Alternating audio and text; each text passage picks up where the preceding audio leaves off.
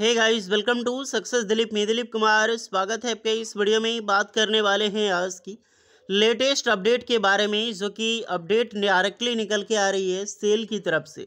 जी हाँ, steel authority of India limited SAIL की तरफ से भारत की सबसे बड़ी पीएसयू की डिपार्टमेंट की तरफ से सरकारी नौकरी की नई वैकेंसी रिलीज हुई है, जो कि परमानेंट सरकारी नौकरी की वैकेंसी आई है। और इस वैकेंसीज के रिगार्डिंग कुछ कॉरेजेंडम जारी किया गया है, कुछ लेटेस्ट अपडेट निकली हुई है। इसी को लेकर हम डिस्कस करने वाले हैं। तो चलिए स्टार्ट करते हैं, आगे बढ़ते हैं। इससे पहले रिक्वेस्टेड होगी, चैनल पे अगर आप नए हैं so please do subscribe and hit the bell icon. यहाँ पे हम डिस्कस करने वाले हैं कि लेटेस्ट अपडेट क्या है, और जो रिक्रूटमेंट निकाली गई थी उसकी भी अंतिम डेट आ चुकी है। तो जितने भी कैंडिडेट ने फॉर्म फिल किया है, क्या प्रोसेस है, सारी चीज़ें एक बार फिर से हम इस वीडियो में डिटेल पूर्वक देखने वाले हैं। तो चलिए शुरू करते हैं। जितने भी स्टूडेंट हैं, आप अपना ब्रांच, अपना ट्रेड ज़रूर कमेंट करके बताइएगा, बिकॉज ये परमानेंट सरकारी नौकरी है, छोड़ना नहीं। तो डियर, स्टार्टिंग में ही कोरिजेंडम आपको दिखाई देगी। Corrigendum for employment notification EN 01/2025 of Salem steel plant. तो यही कोरिजेंडम है जो कि टोटली जारी की गई है, एक एम्प्लॉयमेंट नोटिफिकेशंस जो 26 सितंबर 2025 को रिलीज हुई थी। For the informations of all applicant, तो जितने भी कैंडिडेट यहाँ पे फॉर्म अप्लाई किए हैं या फिर करने वाले हैं, अभी तक अप्लाई आपने नहीं किया है, तो उन सारे स्टूडेंट के लिए एक बिगेस्ट गाइडेंस है, यहाँ पर ध्यान रखिएगा, जो कि क्वालिफिकेशंस को लेकर है। हालांकि ज़्यादा कुछ नहीं है, ज़्यादा कुछ चेंजेस इसमें क्वालिफिकेशंस को लेकर हॉरिजॉन्टल नहीं है, बट यही को हाइप बना दिया गया है सिर्फ। एग्जैक्टिंग यानी पहले क्या था, जो भी the required qualification must have been acquired, जो भी फॉर्म यूनिवर्सिटी या फिर इंस्टीट्यूट यानी कि UGC या फिर AICTC अप्रूव्ड था, सेंट्रल या फिर स्टेट गवर्नमेंट। देन यहाँ पे एक चीज़ ऐड दी, दे सकते हैं द रिक्वायर्ड एप्लीकेशन, जो भी एप्लीकेशंस थी उनकी qualification should have been acquired through ये रेगुलर या फिर फुल टाइम कोर्सेज। तो ये जो मेंशन था डायरेक्टली इसी को यहाँ पर रिक्वायर्ड करके, यहाँ पर जो करेक्ट करके दोबारा से इसमें मेंशन किया है, the required qualification must have been, जो एक्वायर्ड फ्रॉम यूनिवर्सिटी या इंस्टीट्यूट होगा वो UGC या फिर AICT अप्रूव्ड होगा, सेंट्रल स्टेट गवर्नमेंट। तो रेगुलर एंड फुल टाइम है, इसको लेकर डाउट हो रहा था कैंडिडेट को, इसी को हटा दिया है, स्पेस को ही हटा दिया है, ताकि आप सभी स्टूडेंट यहाँ पर कंफ्यूज ना हो। बहुत सारी एग्जैक्टिंग अपॉर्चुनिटी ओपन नहीं हो रही थी फॉर्म फिलअप में, तो ये चीज़ को हटा दिया गया है। चलिए, आपने फॉर्म फिल किया था या फिर नहीं किया तो एडिट कर सकते हैं। हम इसमें आप दिखाने वाले हैं आप सारे स्टूडेंट को प्रीवियस नोटिफिकेशन। तो गाइज देखिए, बहुत बड़ी अपॉर्चुनिटी निकाली गई है अप्लाई करने की। जो जहाँ पर आपको डाउट हो रहा था उसको भी मैंने कवर कर लिया है, तो आप आराम से फॉर्म अप्लाई कर सकते हैं। देन एक बार फिर से यहाँ पर रिवाइज बता रहा हूँ, क्योंकि दिन आपके पास 2-4 दिन ही बचे हैं, तो आप आराम से फॉर्म अप्लाई कर सकते हैं, और इतनी बड़ी सरकारी नौकरी का मौका नहीं छोड़ना चाहिए आपको। देख सकते हैं steel authority of India limited, SAIL के अंदर में बहुत बड़े बड़े स्टील प्लांट आते हैं, जिनमें से सबसे बड़ा Bhilai steel plant, Bokaro steel plant, Rourkela steel plant, या फिर आप देख सकते हैं इसको steel plant, Durgapur steel plant. इनमें से भी एक है सलेम स्टील प्लांट, जो सलेम स्टील प्लांट या फिर सेलम स्टील प्लांट बोलो, तो सेलम स्टील प्लांट डायरेक्टली आता है यहाँ से तमिलनाडु। तो सदर्न स्टेट के लिए या फिर ऑल इंडिया वाले भी अप्लाई करते हैं, बहुत बड़ा स्टील प्लांट है। वैकेंसी देखो जो है, तो असिस्टेंट मैनेजर सेफ्टी में वैकेंसी निकाली गई थी, तो इसमें ज़्यादा वैकेंसी नहीं थी, मात्र एक थी। लेकिन जूनियर इंजीनियर की वैकेंसी अच्छी खासी थी, total 6 vacancies. JEE junior engineering जो एसोसिएट है बॉयलर ऑपरेशंस में अप्लाई कर सकते हैं। S3 ग्रेड का ये पर आप सभी कैंडिडेट के लिए सैलरी यहाँ पर होता है। चलिए, एज लिमिट की मैं बात करूँ तो असिस्टेंट मैनेजर में 18 से 30 साल के कैंडिडेट अप्लाई कर सकते हैं, जहाँ पर BTech डिग्री एनी ब्रांच यानी कि कोई भी ब्रांच है आपका, बट यहाँ पे 2 ईयर का आपके पास आफ्टर एक्वायरिंग डिग्री यानी वर्क एक्सपीरियंस मांगी गई है, प्रैक्टिकल वर्क एक्सपीरियंस आप अप्लाई कर सकते हैं। 65% मार्क्स होनी चाहिए। अदरवाइज कोई PG डिग्री किया है, डिप्लोमा इंडस्ट्रियल सेफ्टी किया है, 1 ईयर ड्यूरेशंस, वो भी अप्लाई कर सकता है। एक्सपीरियंस जो है, जैसे हजार्डस जो इंडस्ट्री डिजेबल है, knowledge of Tamil in disable है, क्योंकि ये तमिल नॉलेज होनी चाहिए, बट ये भी डिजेबल है, नहीं ज़रूरी नहीं है। आपके पास है तो ठीक है, अन्यथा नहीं तो नहीं, आप भी अप्लाई कर सकते हो।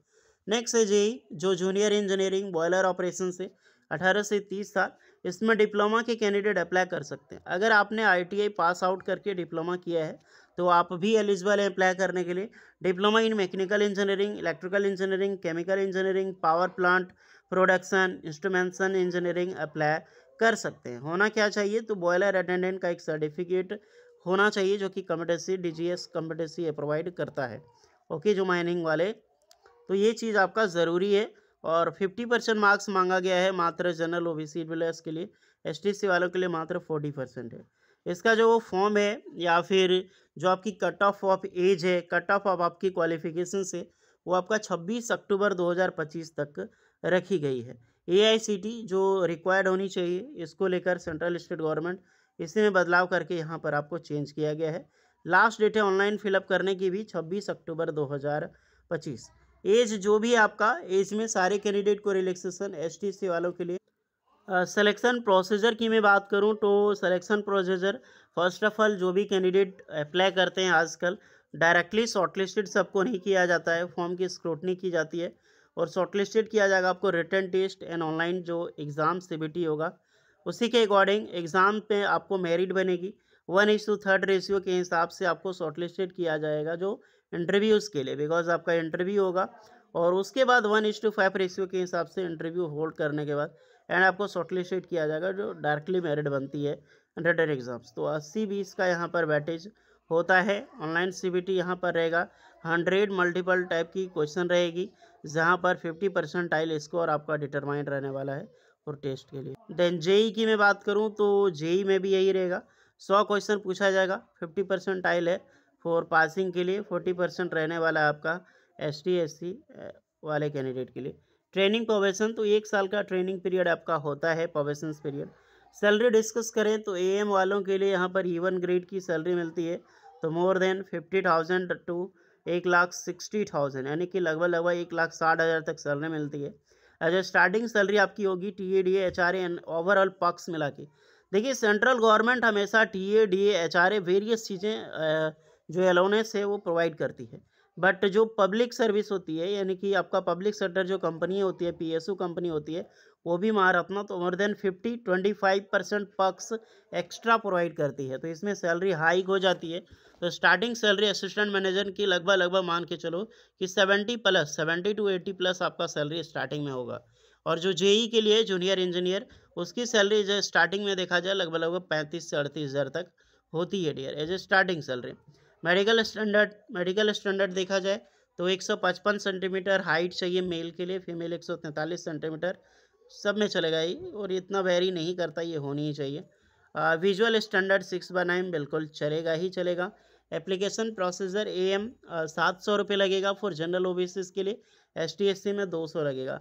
जेई वालों के लिए 500 लगेगा फॉर जनरल ओबीसी वालों के लिए एंड 150 लगेगा for ST SC candidate and PWASM वालों के लिए।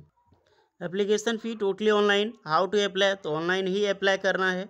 ओके, ऑनलाइन ही अप्लाई करना है, इस चीज़ का फोकस ध्यान रहे आप सारे कैंडिडेट के लिए। और अप्लाई करने में जो दिक्कत आ रही थी वो परेशानी मैंने बताया आपको। 26 अक्टूबर 2025 तक इसकी लास्ट डेट है अप्लाई करने के लिए। दिन कम है तो जाइए अप्लाई कीजिए। एक रिमाइंडर वीडियो था, जो भी कैंडिडेट ने वीडियो नहीं देखा था, प्रोसेस नहीं पता होगा या फिर बहुत सारे कैंडिडेट को नहीं पता था कि वैकेंसी सेल में निकली है क्या, वो अप्लाई कर सकता है यहाँ पे। बाकी बात रही फॉर्म अप्लाई करने की प्रोसेस, तो ये है प्रोसेस। एडवर्टाइजमेंट यहाँ पर अप्लाई कर सकते हैं। फर्स्ट ऑफ ऑल आपको क्या करना है, कंप्लीट रजिस्ट्रेशन प्रोसेस करनी होगी, जहाँ पर आपको अपनी ईमेल आईडी, किस पोस्ट के लिए आप अप्लाई कर रहे हैं, जो भी आपका जेई का पोस्ट के लिए जेई वाला देना है, और इनको एक पासवर्ड क्रिएट करनी है एंड सबमिट करनी है। और अगर आपने अभी तक रजिस्ट्रेशन नहीं किया है तो फर्स्ट ऑफ ऑल आपको फ्रेश कैंडिडेट इस पर नीचे क्लिक करके आपको रजिस्ट्रेशन करना होगा। रजिस्ट्रेशन के लिए जैसे जेई के लिए आप अप्लाई कर रहे हैं, नेम ऑफ कैंडिडेट, आपको अपना नाम, आपका जो DOB है, देन ईमेल आईडी आपको फिलअप करनी है। ईमेल आईडी में डोमेन जो है वो बाद में आप यहाँ पे सेलेक्ट कर सकते हैं, जैसे कि क्या है आपका। ओके, और यहाँ पे जो भी याहू मेल है, आउटलुक या अदर, जैसे कि बहुत सारे कैंडिडेट ने जोहो भी बना रखा है, तो अगर आप जोहो मेल पे जाते हैं तो यहाँ पे अदर करके जोहो मेल फिलअप कर सकते हैं। यहाँ पे इस जगह पे इंटर ईमेल आईडी दोबारा आपको एंटर करनी है पूरा। यहाँ पे पासवर्ड एंटर करनी है आपको, जो भी पासवर्ड आप क्रिएट करोगे मोबाइल नंबर, बहुत सारे होते हैं कि ईमेल आईडी का जो पासवर्ड होता है वो एंटर कर देते हैं।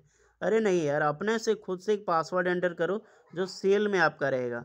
ओके, उसके बाद डिक्लेरेशंस पे क्लिक करके यस करनी है एडवर्टाइजमेंट को, and gate OTP and verify email करनी है। तो आपका ईमेल वेरीफाई हो जाएगा यहाँ पे, देन प्रोसेस हो जाएगी आपकी स्टार्टिंग की।